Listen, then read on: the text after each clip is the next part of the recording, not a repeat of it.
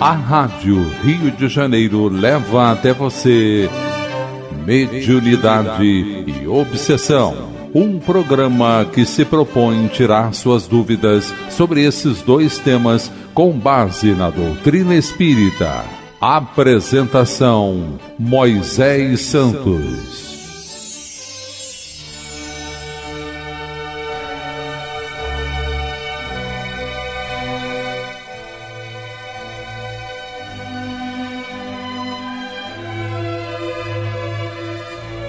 Caríssimos ouvintes da Rádio Rio de Janeiro, eu sou Moisés Santos e este é o programa Mediunidade e Obsessão.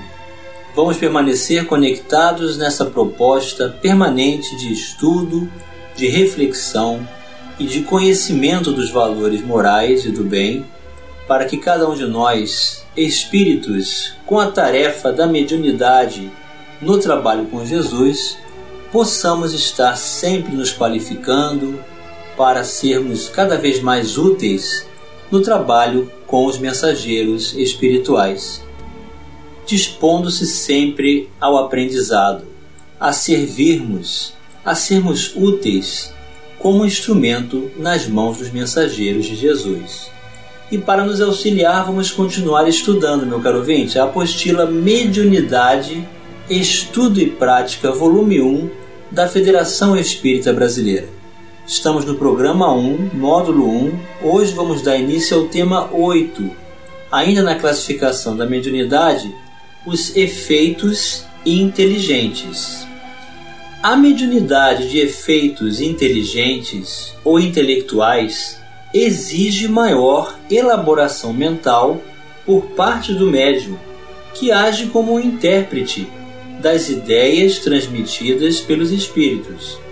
Como consta em O Livro dos Médiuns, o espírito do médium é o intérprete, porque está ligado ao corpo que serve para falar, e por ser necessária uma cadeia entre vós e os espíritos que se comunicam.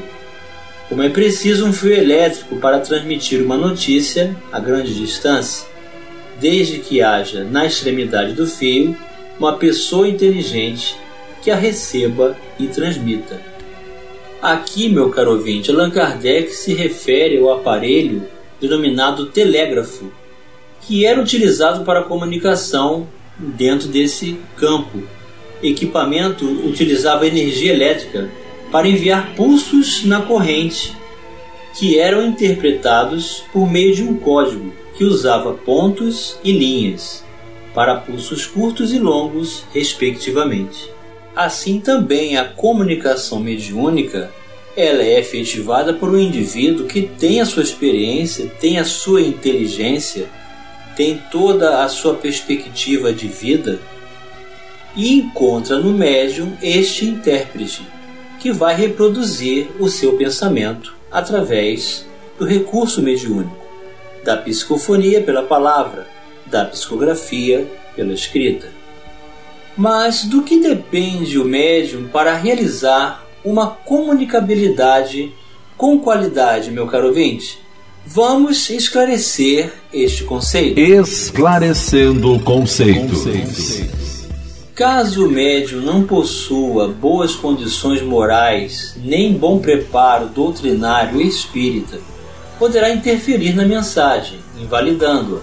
Se não houver afinidade entre eles, o espírito do médium pode alterar as respostas e assimilá-las às suas próprias ideias e inclinações, porém não exerce influência sobre os espíritos comunicantes, autores das respostas.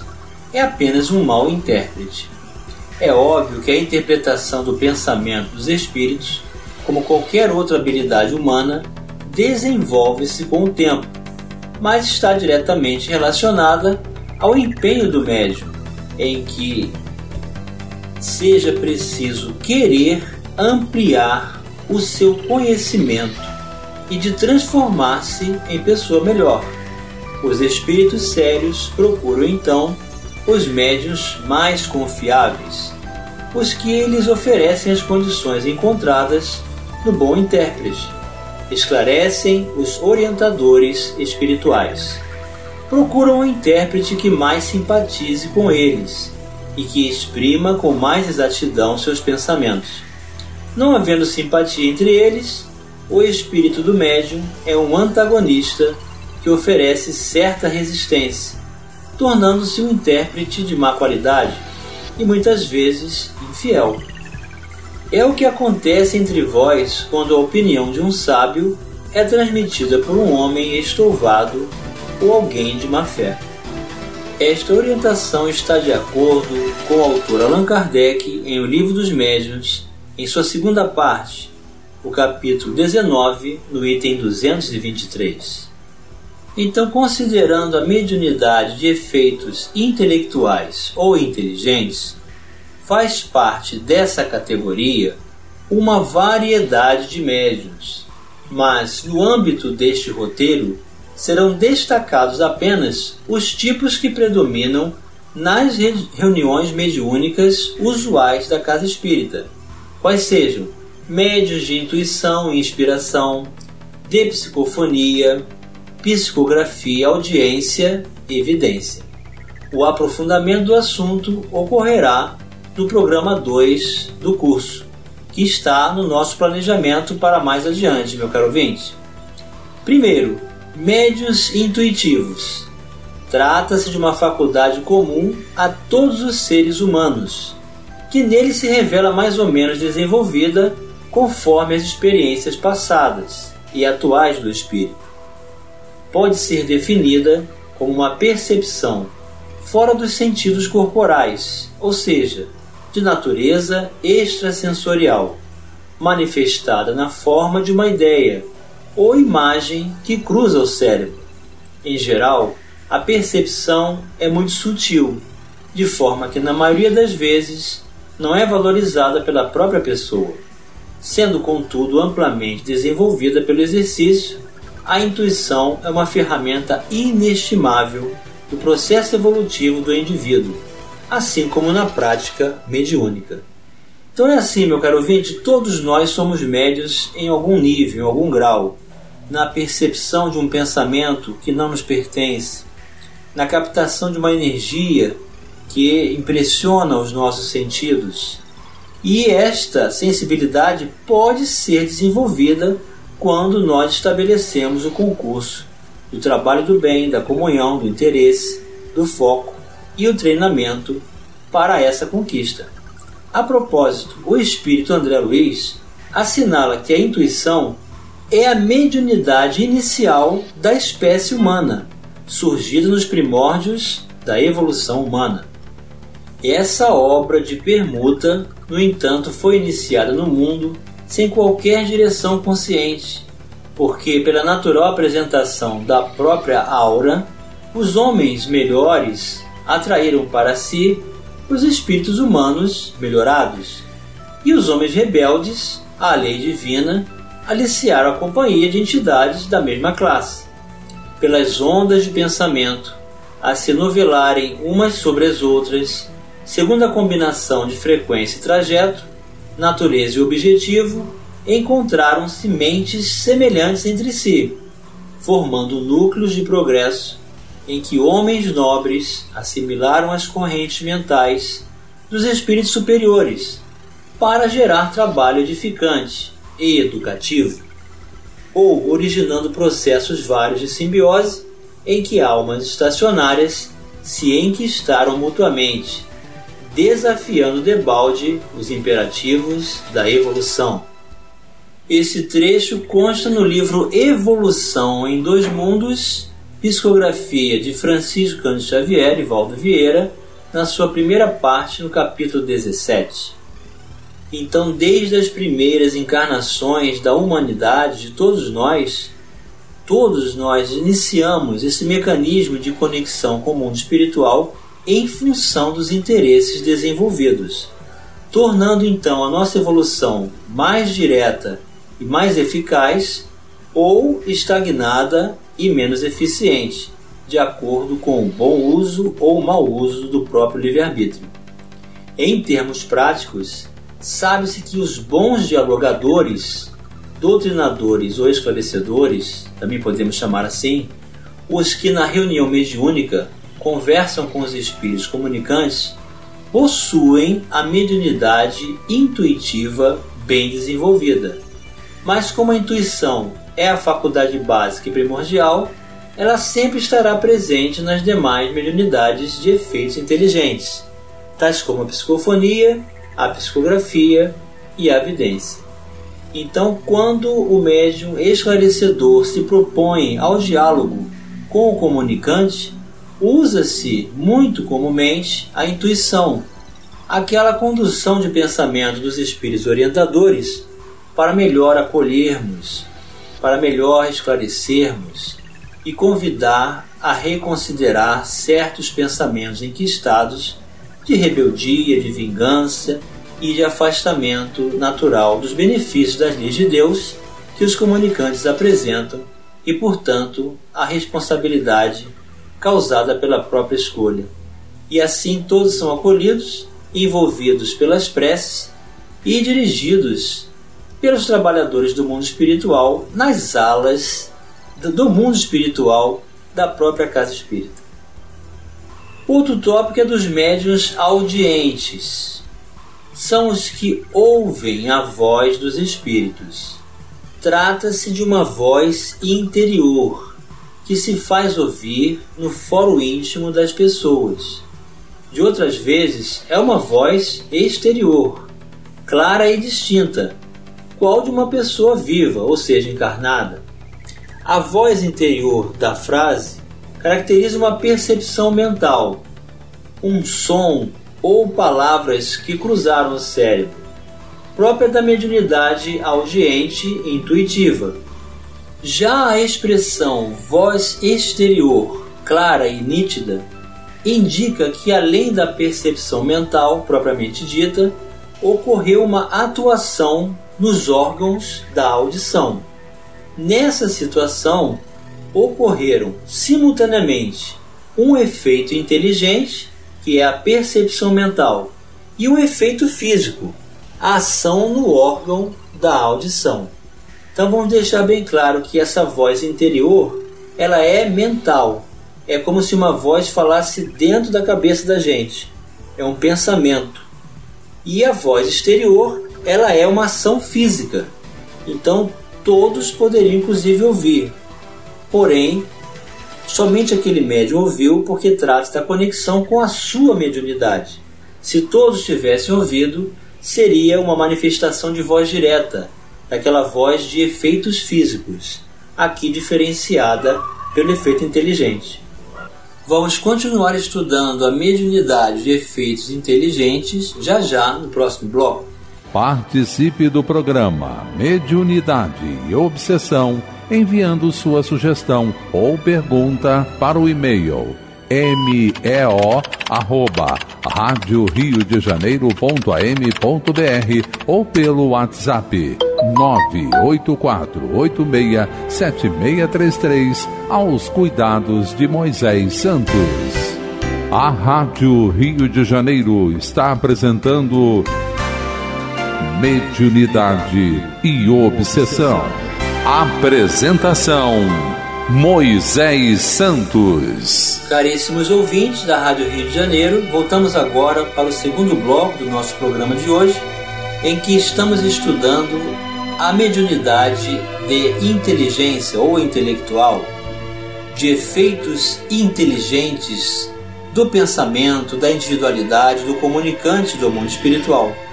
Já comentamos sobre a intuição ou inspiração, a psicofonia, a psicografia, a audiência e a vidência como recursos destas mediunidades, mediunidade de efeitos inteligentes. Ainda considerando os médiuns audientes, podem assim conversar com os espíritos, quando têm o hábito de comunicar com determinados espíritos. Eles os reconhecem imediatamente pela natureza da voz. Esta faculdade é muito agradável, quando o médium só ouve espíritos bons, ou somente aqueles por quem chama. Entretanto, o quadro muda por completo quando um espírito mau se agarra a ele, fazendo-lhe ouvir a cada minuto as coisas mais desagradáveis e, não raro, as mais inconvenientes. Então, nesse caso aqui, meu caro ouvinte, trata-se de uma conexão de um processo iniciante da obsessão, em que os guias espirituais vão permitir, porque temos saldo devedor a cumprir, a nos restabelecermos. Então, procurar uma casa espírita de boa orientação, um tratamento espiritual, assistir a uma boa palestra, tomar passes e engajar-se no compromisso da tarefa para que possamos fazer essa escolha de conexão com os bons espíritos. É o processo de libertação desse mecanismo. Quanto aos médiuns falantes ou psicofônicos, nestes o espírito comunicante atua sobre os órgãos da palavra, como atua sobre a mão dos médiuns escreventes. É uma faculdade muito útil na comunicação de espíritos necessitados de auxílio, porque além de viabilizar o atendimento direto por meio do diálogo fraterno e esclarecedor, é possível envolver o sofredor em vibrações harmônicas do passe e da prece.